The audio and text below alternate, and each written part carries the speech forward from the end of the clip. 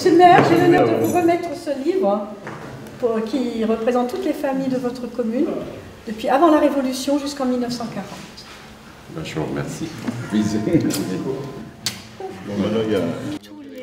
La municipalité de Nilvange organisait il y a peu une cérémonie à l'occasion de la remise du livre du cercle généalogique de Yutz Trois Frontières intitulé Les familles de Nilvange, livre écrit conjointement par Madame Danielle Buzenet et Monsieur Alphonse Borgasser, préfacé par Monsieur Brizzi, maire de Nilvange. C'est vraiment un document très important pour les citoyens nilvangeois, parce qu'il relate donc l'histoire de notre commune.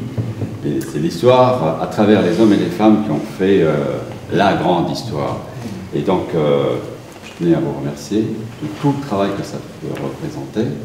Et j'en suis très fier d'en être dans le code dépositaire et de le faire partager avec tous mes concitoyens. Travail fastidieux que celui du cercle généalogique de Yutz Trois Frontières pour aboutir à cet ouvrage où sont répertoriées les familles nilvangeoises d'avant la Révolution jusqu'en 1940. On ne peut pas aller plus loin car il y a un délai de discrétion de 75 ans. Ils doivent faire des relevés en mairie ou aux archives départementales, soit sur du papier, soit avec des microfilms, ou bien maintenant c'est des photos numériques plutôt. Et puis à partir de ça, puis il y a les traductions aussi. La partie de 1871 à 1918. Ouais. Et ensuite, nous, on remplit comme ça les feuilles ou des cahiers, et ensuite, on les met dans un logiciel de généalogie. Pour transformer notre logiciel de généalogie en document Word. Ce qui fait dire à Madame Danielle Buzenet, co-auteure de l'ouvrage, on travaille tous les deux comme des nègres.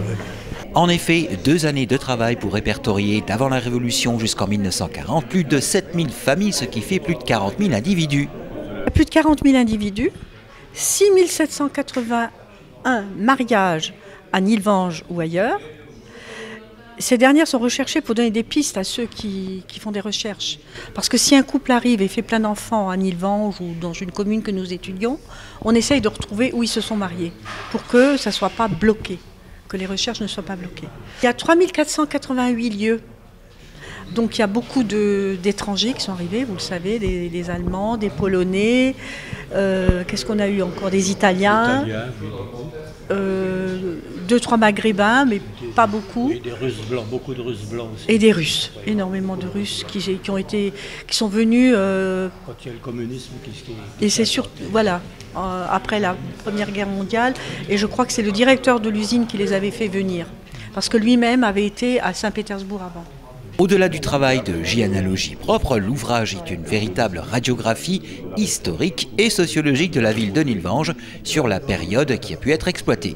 Tout à fait. Ce qui est intéressant pour nous généalogistes, c'est déjà de connaître les métiers.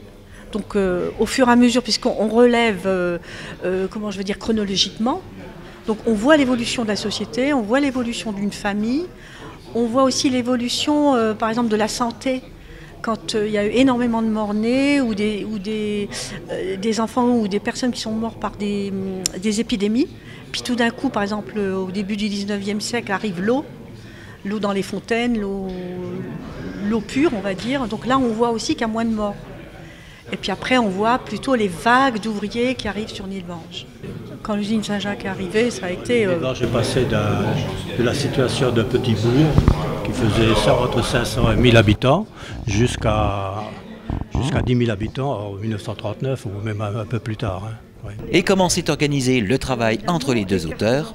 Alors moi, je me suis occupé de la partie historique et puis des traductions.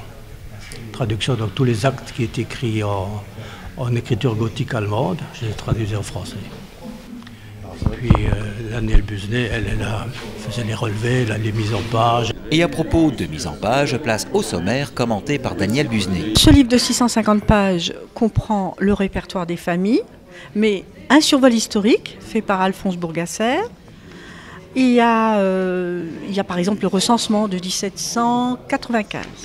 Ensuite, il y a des tableaux, il y a l'histoire de la sidérurgie, enfin des usines qui sont implantées ici, le domaine scolaire, les lieux de culte, des cartes anciennes, les maires Et puis quelques cartes postales de Nilvange au début du XXe siècle. Ensuite, on arrive au répertoire des familles proprement dit. Et parmi le répertoire, quelques noms célèbres. C'est celui que tout le monde connaît, Charlie Oleg, qui faisait tourner manège à la télévision et qui restait dans la mémoire. Son nom de famille, c'est Olejniczak. Voilà. Donc vous le retrouverez à la lettre O.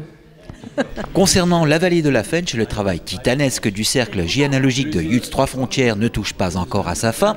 Il lui reste encore les familles des 2 communes d'Algrange et Knutange à répertorier. Pour le reste, le livre Les familles de Nilvange du cercle généalogique de Yutz Trois Frontières, signé Daniel Busenet, Alphonse Bourgasser, sera en vente à la médiathèque de Nilvange. Il faut savoir que ce livre sera en vente à la médiathèque de Nilvange, pour les gens qui sont intéressés. Hein. Oui. Et on gardera précieusement un exemplaire ici en mairie. Voilà.